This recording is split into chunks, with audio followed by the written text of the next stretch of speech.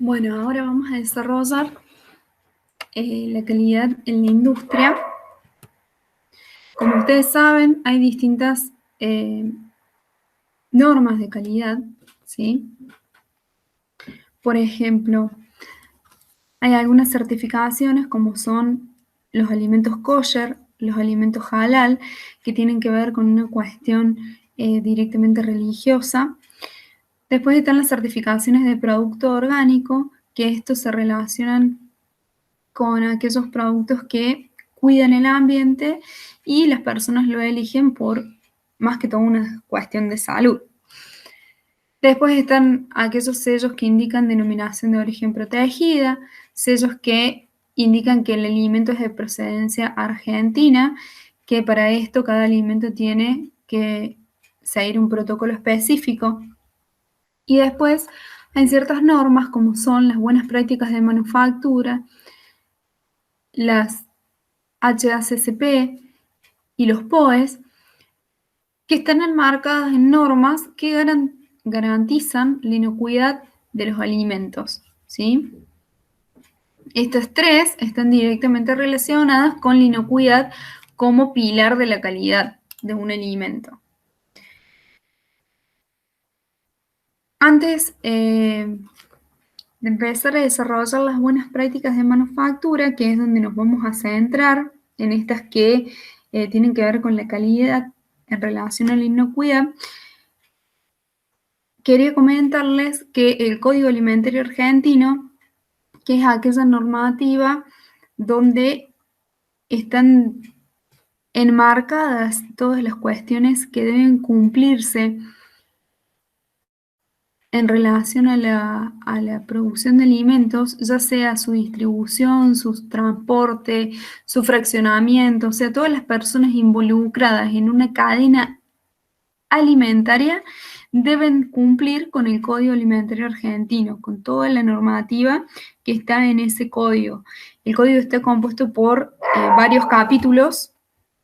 Estos capítulos están distribuidos desde algunos que tienen normativas generales que aplican a todos los sectores y otros específicos a determinados grupos de productos. Bueno, las buenas prácticas de manufactura son herramientas básicas, ¿sí?, para la obtención de productos y se relacionan en la higiene y la forma de manipulación. Como dije, el Código Alimentario Argentino incluye la obligación de aplicar estas buenas prácticas, ¿sí? Las buenas prácticas deben tenerse en cuenta en el momento del diseño de la instalación de una industria, por ejemplo, o de un depósito, o de cualquier infraestructura o edificio que esté destinado a contener alimentos, ¿verdad?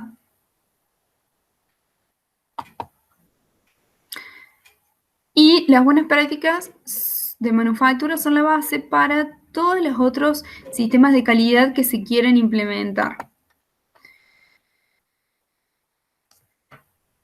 Estas buenas prácticas tienen incumbencia en distintas partes, ¿sí?, de la producción. En relación a las materias primas, ¿sí?, estas indican que deben ser aptas para el consumo, que deben ser almacenadas en condiciones óptimas y que su transporte debe contemplar los principios higiénicos sanitarios. En relación a los establecimientos, estas tienen incumbencias en la estructura, o sea, en la ubicación, las vías de tránsito, la instalación que tenga, el tipo de aberturas, las separaciones, el diseño, por ejemplo, en relación a los empleados, la cantidad y el tipo de empleados que tengas, o sea, hombres y mujeres, va a ser el diseño de los baños, la cantidad y disposición de esos baños, de los comedores, el agua, los equipos y utensilios, ¿sí? En cuanto a la higiene del establecimiento, obviamente que todos los utensilios, equipos y el edificio deben mantenerse en buen estado de conservación y funcionamiento y en buen estado de limpieza. y todas las sustancias tóxicas deben estar rotuladas, visibles y almacenadas. Y acá entran los POEs. Los POEs son los procedimientos operativos estandarizados de saneamiento y están incluidos dentro de las buenas prácticas, ¿sí? Estos describen las tareas de saneamiento que deben realizarse durante la elaboración de los alimentos y su implementación es obligatoria en Argentina. Estos POEs los debe realizar cada empresa, ¿sí? A cada protocolo. Hay obviamente planillas con modelos a seguir, pero se debe describir qué, cómo, cuándo y dónde limpiar y desinfectar y llevar registros y advertencias en cada caso. Y se deben diferenciar en los preoperacionales, operacionales y posoperacionales. Estos pueden ser muy importantes llevarlos adelante y registrar cada una de las operaciones que se van realizando de limpieza y desinfección. En relación al personal, la incumbencia de la BPM está dada en que el personal debe ser capacitado en hábitos y manipulación higiénica. Normalmente deben de estar habilitados con un carnet sanitario. Se deben controlar su estado de salud y comunicar enfermedades en el caso de poseerlas. Si el empleado presenta heridas, debe ser un impedimento para que éste manipule alimentos. Y obviamente que el personal debe estar en buenas condiciones de higiene. Por ejemplo, estos son unos ejemplos de las buenas prácticas de manufactura en relación al personal. El estado de salud debe ser bueno, ¿sí? No debe estar enfermo. Se deben duchar, ¿sí? Debe lavar sus manos con frecuencia. Deben tener buenos hábitos. No fumar, no salivar. Y debe tener una buena vestimenta adecuada para el trabajo que va a realizar. Aquí vamos a escribir cada uno de esos. Por ejemplo, en relación al estado de salud, se debe evitar manipulación de alimentos si sufre enfermedades. ¿Qué tipo de enfermedades? Obviamente que si tiene una tendinitis no va a afectar en nada, ¿sí? Que es una lesión. Ahora, si tiene enfermedades que afectan las vías respiratorias, estomacales, heridas, sarpullidos, todas esas cosas pueden ser transmitidas a los alimentos y causar un problema de inocuidad, ¿sí? Generando las famosas ETAs, que son las enfermedades transmitidas por los alimentos. La persona debe ser limpia, debe ducharse con frecuencia y debe lavar sus manos con frecuencia. Bueno, aquí está un protocolo de lavado de manos y desinfección. Bueno, en este contexto de pandemia estamos muy acostumbrados a que nos cuenten cómo lavarnos las manos. En relación a la vestimenta, para cada industria esta vestimenta va a cambiar, ¿sí? Normalmente la vestimenta de una industria es clara para que se note mejor la limpieza. Los zapatos van a depender del tipo de industria. Normalmente la cofia y el barbijo son fundamentales y los guantes van a ser relativos a un tipo de alimento. En algunos casos los guantes no se recomiendan porque muchas veces se confunde, la persona en realidad termina pensando que lo que está protegiendo es su mano, la limpieza de su mano, entonces anda con el guante sucio manipulando el alimento y la idea es que no suceda eso, sino que se laven frecuentemente las manos. A veces es mejor evitar los guantes. Como digo, va a depender del tipo de alimento que se esté produciendo. En relación a la higiene en la elaboración, obviamente que las materias primas deben ser inspeccionadas. El agua con que se manipule debe ser potable, ¿sí? Si el agua es de pozo, debe tener un clorinador, donde se clore, para la redundancia, el agua, se asegure que sea potable y este debe tener controles específicos durante un periodo de tiempo para asegurar que esa agua sea potable. Se debe evitar contaminación cruzada. La elaboración y el envasado debe estar realizado por personas capacitadas y ser supervisados. Se deben llevar registros y documentos. Tanto el almacenamiento y transporte de materias primas como de producto final debe ser realizado en condiciones óptimas que impidan la contaminación en vehículos autorizados y que garanticen la conservación del producto. Por ejemplo, si necesita cadena de frío, debe asegurarse. El control de los procesos de producción es necesario que se cumplan los protocolos, ¿sí?, para lograr la calidad esperada y garantizar la inocuidad de los productos. Estos controles de procesos sirven para determinar los posibles contaminantes físicos, químicos o microbiológicos que puedan existir. Y se debe documentar absolutamente todo, o sea, debe existir un sistema de documentación para registrar los números de lote con el historial que ha sufrido ese producto desde el ingreso de la materia prima hasta la salida de la industria, incluyendo el transporte y la distribución. En el caso de las HACCP, que es el análisis de peligro y puntos críticos de control, es una normativa que es obligatoria en Naciones Unidas y Estados Unidos, ¿sí? Es un sistema de gestión enfocado en asegurar la producción segura, valga la redundancia, de la cadena alimentaria. Según la FAO, que es la Organización para la Alimentación y la Agricultura, es un abordaje preventivo y sistemático dirigido a la prevención y control de peligros biológicos, químicos y físicos por medio de anticipación y prevención en lugar de inspección y pruebas en productos finales. Como pueden ver, repite varias veces la palabra prevención, preventivo, prevención, anticipación. Esto es muy importante porque garantiza, ¿sí?, la inocuidad de todo un proceso productivo y asegura de esta manera la inocuidad de los alimentos.